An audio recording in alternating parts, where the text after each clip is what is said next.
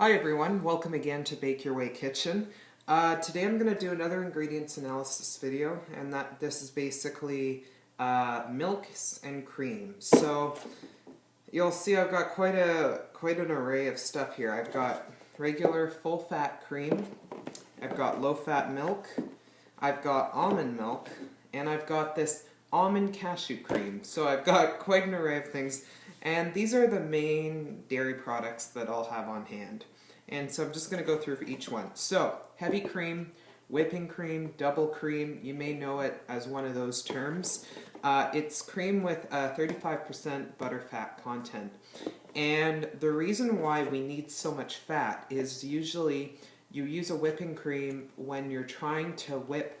When you have whipped cream, you need whipping cream because the fat is what holds its shape. So when you if you, for example, beated milk, you would not get stiff peaks like you would with whipping cream because of the butterfat content. So we use whipping cream. It's usually used in mousse recipes. It's used to make something very smooth and like that whipped cream texture, and you get that. You also use it for ganache, and ganache is a rich chocolate frosting that you can put over cakes, you can make into truffles. So cream is a very important part of baking, and it's important to get a good cream. This is just a regular Nielsen cream, and really just want to make sure that the ingredients look normal. If they're not pronounceable, it's probably not a good cream to get. So you'll see me a lot of times in videos using whipping cream. And usually that you cannot substitute it, because when heavy cream is asked for in a recipe, you know that there's a particular reason. It needs that fat content in order to produce the quality product that you want, that you can't get from a lower fat content dairy product. The next I have here is low-fat milk, and this is actually 1%. Usually people get 2% or even whole milk.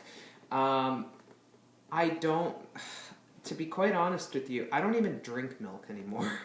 Like, I use whipping cream in baking, but if I'm using milk for coffee or for cereal or anything, I use almond milk, and I'll get to that in a second. Milk is used in a lot of cases, and in many cases you can easily substitute. You can use almond milk instead, or any type of plant-based milk if you don't want to use a dairy. Usually when something calls for milk, you can usually use a milk substitute. And when it comes to milk, it's not critical. As I say, it can be substituted for other ingredients. But milk helps provide, it provides some fat, but the main purpose of it is to provide flavor. Like, for example, if you use milk to bring together a dough versus water, which in many cases usually you see like milk added to a flour mixture and then water added to a bread mixture. So it does add to a richer taste, and that's why you see milk in baking. And obviously you can even use a heavier content of fat, like a cream, if like half and half, which is a 10%, if you wanted a richer flavor in your recipes. Now on to almond milk.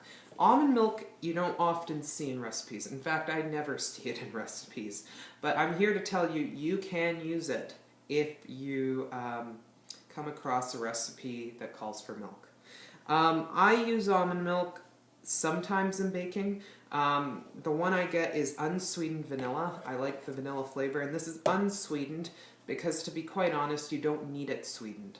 It's perfectly fine as is.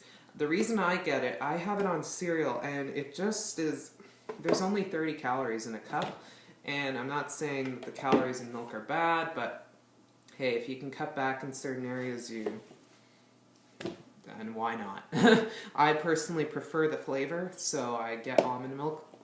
You can use this in any baking that calls for milk, not for any baking that calls for cream. And I would recommend you give it a shot, because I have used almond milk in place of recipes that call for regular milk, and they've turned out just as well. Now at the end here, I've got almond and cashew cream. This is very limited because you can't, even though it's a cream, you can't whip it to stiff peaks. So you oftentimes can't use it if you need to whip. But if a recipe does call for a light cream, then you can use it. What I like about this, and I don't buy this often because I don't have much use for it. But when I do use it, I use it for things that ask for milk or cream or light cream, and it's like kind of an almond base or an almond dish flavor already, and this just contributes a nice flavor. If you've ever tried almond cream or cashew cream, it sounds very unusual, but it's very delicious, so I think you should give it a try. So in summary, these are kind of the dairy cream that I have. You will not usually ever see me with light cream. I work the two extremes. I have low-fat milk and the heaviest of them all, the heavy cream. I don't have an in-between because, to be quite honest with you, when a recipe calls for light cream, I usually just use milk. And like you can't, and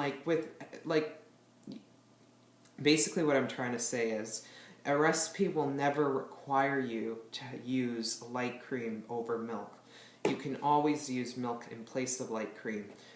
But whipped cream, on the other hand, you need to use it when it's called for in a recipe. So, basically that's just a very small intro. These obviously are dairy products. These are plant-based products. I really encourage anyone that hasn't given a try certain types of plant milks. They're good, and I've only discovered them just recently. This is almond milk, but I've gotten other milks. I've gotten a couple rice milks. Rice milk is not my favorite, but sunflower milk is good. Like, I know it sounds weird, but I'm telling you, if you give it a try in a recipe that you've been using for a while, you might find you actually like it more. So I definitely recommend that you give it a try. Anyway, I hope that you enjoyed this video, and I will see you next time. Thanks for watching.